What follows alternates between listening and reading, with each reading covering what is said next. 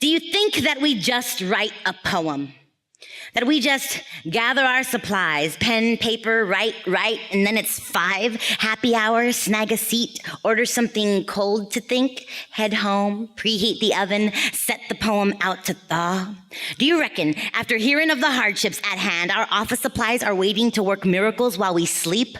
Like birds and mice who tailor ball gowns through the night, our tape conspires with our paper clips, if only to help us hold it together. That little cobbler elves visit the scratch outs buried in my notebooks and reupholster them by morning. And no, my poem doesn't wake up like this. You say we must have been born with them, these poems, like it was inside us all along. Like I didn't just find out how many light bulbs it takes to change this poem. Like I didn't take 5 too many visits to sour pastimes to conjure up the sentiment in stanza 6. Shucks. You think I was born with this poem? That it came in tow with these genes? Well, thank you.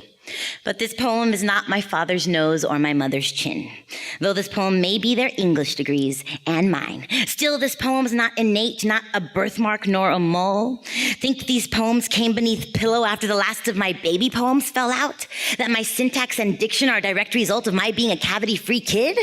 Well, perhaps. But now my permanent poems are coming in, and is it supposed to hurt this much? Do you think that we just write a poem, that we just bake them up, that we toss on our apron, gather our ingredients and freshly printed recipe and follow along with our favorite chef on Food Network while our notebooks preheat to 451?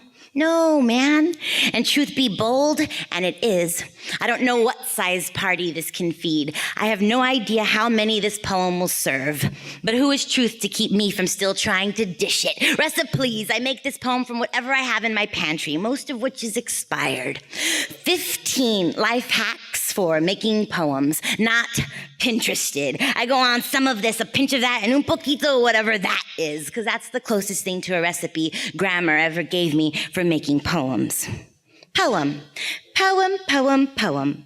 Perhaps you say I simply called and, well, there the poem came. The poem who cried canine, catchy, but a courting all too tame. Roses will be roses, but this detail's germane. You cannot call a thing to come that doesn't have a name. But a poet, well, a poet is a poet by any other blame. We are servants of verse, the ring bearers of rhythm. We're prolific producers of the profound, AKA if you're lost, pretend till you're profound.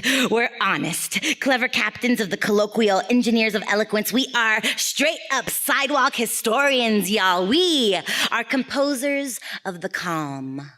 Not! We are the loud in volume and sometimes without a sound. We're the jukeboxes of our own destinies, the clowns of intellect, the dukes of double entendre, commanders of creative cacophony. And I know what you're thinking. How many lyrical licks does it take to make the poetic center of lyrical happenstance pop? And I could tell you, but then I'd have to bill you. We are humanitarians. We are the meticulous tailors of talk who frequently take the analogy too far, and there is a reason you cannot find the mute button. Thank you.